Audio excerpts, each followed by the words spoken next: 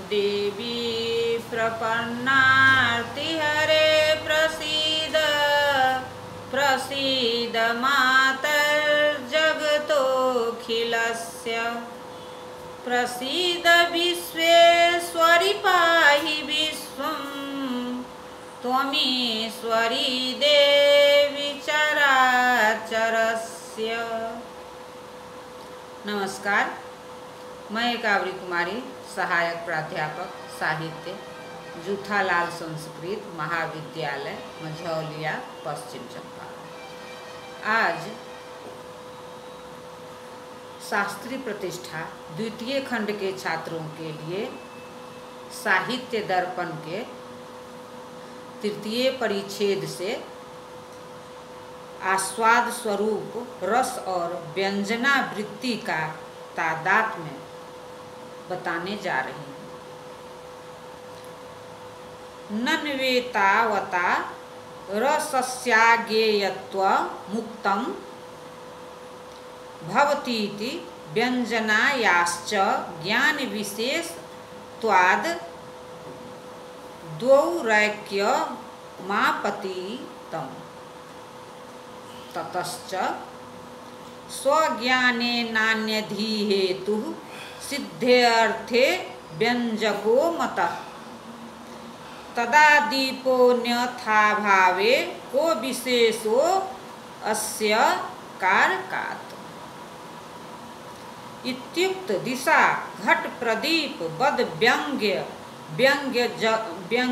व्यंग्यजकयोः पार्थक्य मेवेति कथं रसस्य व्यंग्यतेति चेत सत्य मुक्तम्। अत एबाहुः विलक्षण एवायं कृति ज्ञप्ति भेदेभ्यः स्वादनाख्यः कश्चिद् व्यापारः। अत एव हि रसनास्वादन चमत्कार नादयो विलक्षणा एव व्यपदेशाः इति अभिधा द्विलक्षण व्यापार मात्र प्रसाधन ग्रही लय समामि रसादिना व्यंग्यत्व मुक्तं भवति।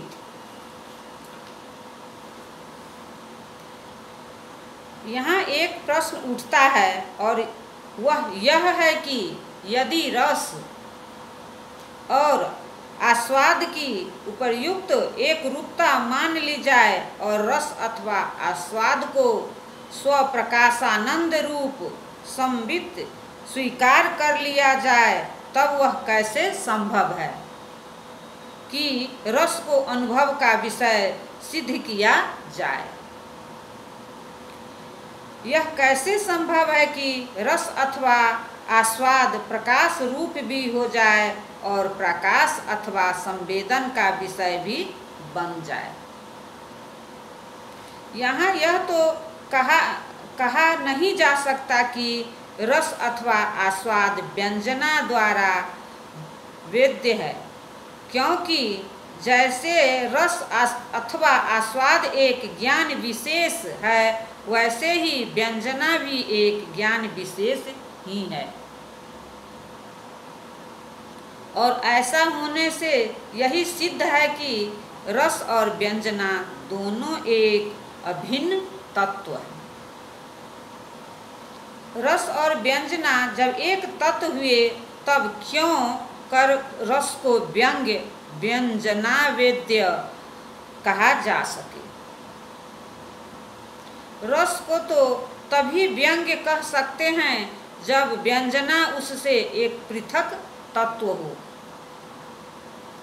व्यंजक भाव तो वस्तु भेद में ही संभव है। जैसे कि घट और प्रदीप में जो व्यंजक भाव है, वह इसलिए है कि क्योंकि व्यंजक प्रदीप और व्यंग्य घट परस्पर भिन्न वस्तुएं हैं। तभी तो कहा गया है व्यंजक वह तत्व है जो अपने आप को प्रकाशित करते हुए अपने से भिन्न किसी पूर्व सिद्ध वस्तु को प्रकाशित किया करे। उदाहरण के लिए प्रदीप को इसलिए व्यंजक कहा जाया करता है क्योंकि वह अपने आप को प्रकाशित करते हुए अपने से भिन्न घट पटादि को प्रकाशित किया करता है। यदि ऐसी बात न हो तो कारक रूप हेतु से व्यंजक रूप हेतु का भेद ही क्या रह जाए। यह प्रश्न तो संगत सा लगता है।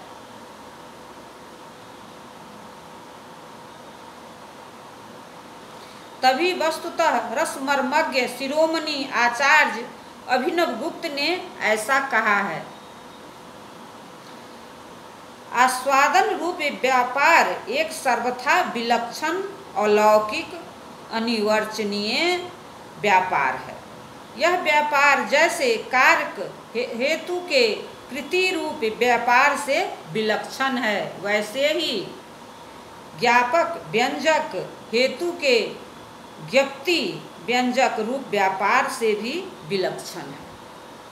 वस्तुतः इसीलिए इस आस्वादनात्मक व्यापार को जिससे रस अथवा आस्वाद संभव है, रस न आस्वादन चमत्करण आदि आदि अलौकिक शब्दों द्वारा सूचित किया जाया करता है। अब यदि रस को व्यंग्य कहा जाए, जैसा कि रसमर्मज्ञ अलंकारिकों द्वारा कहा ही जाया करता है, तो वहाँ यही अभिप्राय समझना चाहिए कि काव्य नाट्य के परमार्थ भूत रसभावादि रूप अर्थ की प्रतीति के लिए व्यंजना नाम की एक ऐसी अलौकिक वृत्ति को स्वीकार करना है जो अभिधा और लक्षणा किंवा तात्पर्य नामक वृत्तियों से सर्वथा विलक्षण वृत्ति हुआ करती है। रस व्यंग्य है। इसका रहस्य यही है कि रस एक विलक्षण रसात्मक व्यापार का विषय है और यह रसात्मक व्यापार और कुछ नहीं अपितु अनिवर्चनीय व्यंजना व्यापार है। विमर्श रस के ज्ञान रूप होने और व्यंग्य व्यंजना वेद्य कहे जाने में जिस अनुपम वृत्ति का निर्देश यहाँ साहित्य दर्पणकार ने किया है, उसे प्राचीन रसवेदी आचार्य अभिनवगुप्त ने ही निर्दिष्ट कर दिया है और रसना रूप प्रतीति उत्पन्न हुआ करती है तथा इस रसनात्मक प्रतीति में व्यंजना का ही हाथ रहा करता है। तेन प्रतीति स्वाद द्रसस्य सिद्धा सा च रसनारूपा प्रतीति रुत्पद्यते। वाच्यवाचकः यो अस्तत्राभिधा दिवि विक्तो व्यंजनात्मा ध्वन नव्यापार एव। इस युक्ति से रस की व्यंग्यता की अनुपत्ति का भी निराकरण आचार्य अभिनवगुप्त का ही किया हुआ है। रस व्यंग्य है। इसका अभिप्राय यही है कि काव्य नाट्य की अभिधादि विलक्षण व्यंजना शक्ति की ही यह महिमा है जिससे रसनात्मक प्रतीति को जन्म मिला करता है। इस प्रकार यदि यह कहा जाए कि रस व्यंग्य है तो यही समझा जाएगा कि रसनात्मक प्रतीति व्यंजना जन्य हुआ करती है। इस संबंध में आचार्य अभिनवगुप्त का और भी कथन है। भोगीकरण व्यापारश्च काव्यस्य रस विषयो ध्वन्नात्मैव नान्यत किंचित भावकत्वमपि समुचित गुणालंकार परिग्रहात्मकं समाभिरेव वितत्य वीक्ष्यते किमेत दपूर्वं काव्यं च रसान् प्रति भावकमिति यदुच्यते तत्र भवतैव भवनादुत्पत्ति पक्ष एव प्रत्युज्जीवितः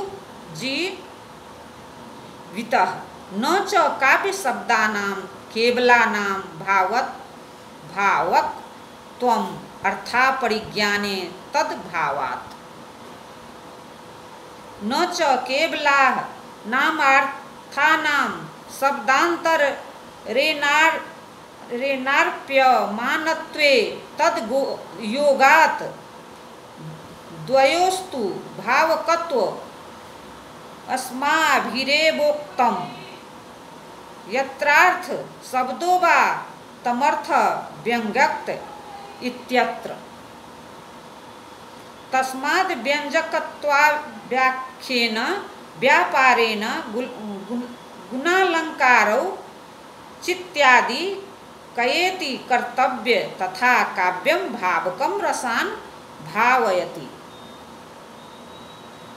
इति त्रयंसायामपि भावनायां कारणासे ध्वनमेव निपत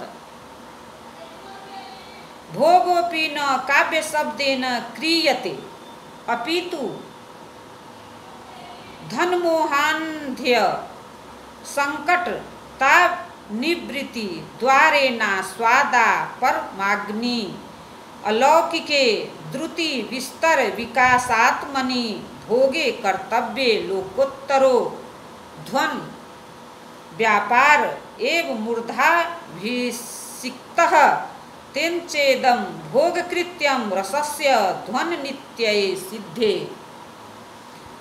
दैवसिद्धम् रस्यमान नोदित चमत्कारा नतिरिक्तत्वाद भोगस्येति। अर्थात रस प्रक्रिया का यदि विश्लेषण किया जाए तो जो बात अंततोगत्वा सिद्ध होती है वह यह है काव्य नाट्य रसभावक हुआ करता है। काव्य नाट्य में एक विचित्र शक्ति रहा करती है जो कि उसकी भावना अथवा भावकता शक्ति है।